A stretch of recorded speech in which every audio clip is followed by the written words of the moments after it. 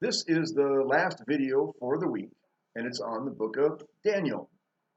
Daniel is also a prophet during the time of the exile. Jesus refers to him as a prophet in Matthew 24:5 and Mark 13:14. Daniel was brought to Babylon from Judah when he was about 14 or 15 years old, close to your age, as a really good guess. He had royal lineage. In other words, he was born into a royal family. He wasn't destined to be the king by birth, but he would have been part of the royal court. And according to chapter 1, verse 4, he was also a hunk, or whatever term you young ladies now use these days. He was all that. He was a very good-looking guy. Yeah. That being said, his name and its meaning is very important. The name Daniel means God is my judge, or judge of God. The latter could certainly apply as Daniel judges and interprets several important dreams in this book. The former could apply to God backing up Daniel in the midst of being in a foreign government and residing in a foreign country. This is Daniel's call and destiny. And Nebuchadnezzar tries to change this call and destiny by changing his name to fit Nebuchadnezzar's plans for Daniel's life, not God's plans for Daniel's life. So he changes Daniel's name to Belshazzar, which means may Bel or Baal protect the king.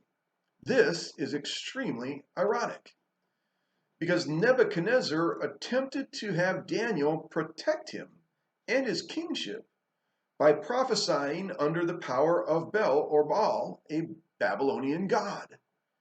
It's a good thing for him that Daniel refused to live up to this new name, because it was under the power of his original name, Daniel, that God gave him, that under God's power, he was able to prophesy and interpret dreams and thus minister to Nebuchadnezzar and protect his kingship. And at times, Nebuchadnezzar recognized this and recognized and acknowledged that there was one true God as he saw his power. Let's look at one of Nebuchadnezzar's dreams that Daniel interpreted after no one else could. It's found in Daniel chapter 2, verses 26 through 35, and it reads this way. The king said to Daniel, whose name was Belshazzar, "Are you able to make known to me the dream which I have seen and its interpretation?" Daniel answered before the king and said, "As for the mystery about which the king has inquired, neither wise men, conjurers, magicians, nor diviners are able to declare it to the king. However, there is a God in heaven who reveals mysteries, and has made known to King Nebuchadnezzar what will take place in the latter days. This was your dream, and the visions in your mind while on your bed. As for you, O king, while on your bed, your thoughts turned to what would take place in the future, and he who reveals mysteries has made known to you what will take place. But as for me, this mystery has not been revealed to me for any wisdom residing in me, more than in any other living man, but for the purpose of making the interpretation known to the king, and that you may understand the thoughts in your mind. You, O king, were looking, and behold, there was a single great statue. That statue, which was large and of extraordinary splendor, was standing in front of you, and its appearance was awesome. The head of that statue was made of fine gold, its breast and its arms of silver, its bellies and its thighs of bronze, its legs of iron, its feet partly of iron and partly of clay. You continued looking until a stone was cut out without hands, and it struck the statue on its feet of iron and clay and crushed them. Then the iron, the clay, the bronze, and the silver and the gold were crushed all at the same time and became like chaff from the summer threshing floors, and the wind carried them away so that not a trace of them was found. But the stone that struck the statue became a great mountain and filled the whole earth. It's one thing to interpret a dream. It's quite another to have to first reveal the dream itself. Yet God gave that power to Daniel, and then Daniel provides the interpretation to the king.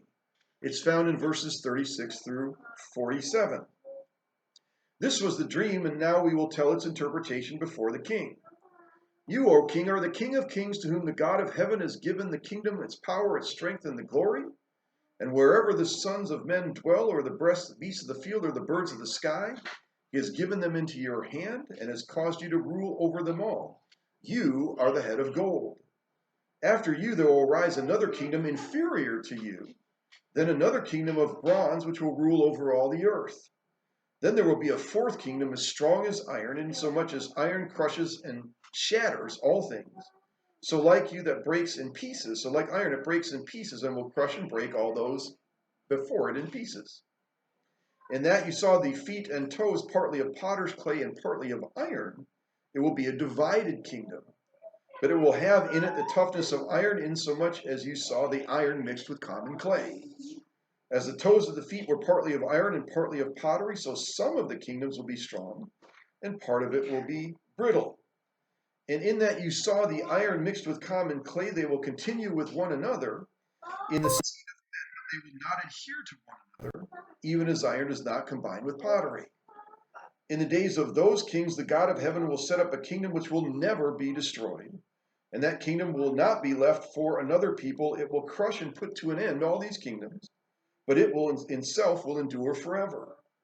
Inasmuch as you saw that a stone was cut out of the mountain without hands, and had to crush the iron, the bronze, the clay, the silver, and the gold, the great God has made known to the king that what will take place in the future.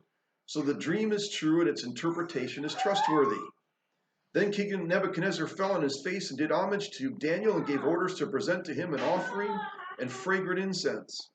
The king answered Daniel and said, Surely your God is a God of gods, and a Lord of kings, and a revealer of mysteries, since you have been able to reveal that mystery. The interpretation was pretty self-evident, at least as Daniel had it revealed to him by God, and shared it with Nebuchadnezzar. The parts or sections of the body and their accompanying metals represent the ruling of empires from the present and then into the future. The head of gold was Babylon under King Nebuchadnezzar. The chest and arms of silver were Medo-Persia.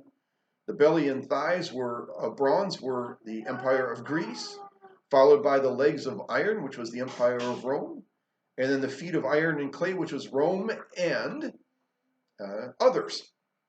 But the main point of these empires is that a stronger empire, one made without human hands, and other ones, one not created by man, will come and crush and rule over all of them, and that kingdom, that empire, will last forever. And of course, the stone which becomes a mountain is the Messiah and the kingdom of God. Daniel has often been called the book of Revelation of the Old Testament. The passage, Daniel chapter 9, verses 24 through 27, is often interpreted as prophesying about the comings of Jesus, the Messiah, along with the activity of the Antichrist. It reads, 70 weeks have been decreed for your people in your holy city to finish the transgression, to make an end to sin, to make atonement for iniquity, to bring in everlasting righteousness, to seal up vision and prophecy, and to anoint the most holy place. So you are to know and discern that from the issuing of the decree to restore and rebuild Jerusalem until Messiah the Prince, there will be 7 weeks and 62 weeks. It will be built again with plaza and moat, even in the times of distress. Then after the 62 weeks, the Messiah will be cut off. Most people think that refers to his crucifixion. And have nothing, and the people of the prince who is to come, that's the Antichrist, will destroy the city and the sanctuary, and its end will come with a flood. Even to the end there will be wars, desolations are determined. And he will make a firm covenant with the many for 1 week, that's the Antichrist again. But in the middle of the week he will put a stop to sacrifice and grain offering, and on the wing of abominations will come one who makes desolate, even until a complete destruction, one that is decreed, is poured out on the one who makes desolate. There's further information about the Antichrist given in Daniel chapter 11, verses 31 through 37, where it says, Forces from him, the Antichrist, will arise, desecrate the sanctuary fortress, and do away with the regular sacrifice, and they will set up the abomination of desolation. By smooth words he will turn to godlessness those who act wickedly toward the covenant. But the people who know their God will display strength and take action. Those who have insight among the people will bring understanding to the many, yet they will fall by sword and by flame, by captivity and by plunder for many days. Now when they fall, they will be granted a little help, and many will join with them in hypocrisy. Some of those who have insight will fall in order to refine, purge, and make them pure until the end time, because it is still to come at the appointed time. Then the king will do as he pleases, and he will exalt and magnify himself above every god, and will speak monstrous things against the God of gods, and he will prosper until the indignation is finished, for that which is decreed will be done. And he will show no regard for the gods of his fathers, or for the desire of women, nor will he show regard for any other god, for he will magnify himself above them all. That's quite a prophecy about the end times and the Antichrist. But finally, the book of Daniel contains the strongest life reference to the resurrection or resurrection ideas, life after death, and heaven and hell. Revelation chapter 12, verses 1 and 2 says, "Now at that time Michael, the great prince who stands guards over the son of your people, will arise, and there will be a time of distress, such as never occurred since there was a nation under that time. And at that time your people, everyone who is found written in the book, will be rescued. Many of those who sleep in the dust of the ground will awake," that's resurrection. "Those to everlasting life," that's heaven, "but others to disgrace and everlasting contempt," that's hell. My prayer for you is that you will fulfill and be like those in chapter 12, verse 3, where it says, "Those who have insight will shine brightly like the brightness of the expanse of heaven, and those who lead the many to righteousness like the stars forever and ever." Again, that's my prayer for you. Shine. Now, what was it that I like again? Oh yeah. Bawk, bawk, bawk, bawk, bawk, bawk, bawk. I like chicken.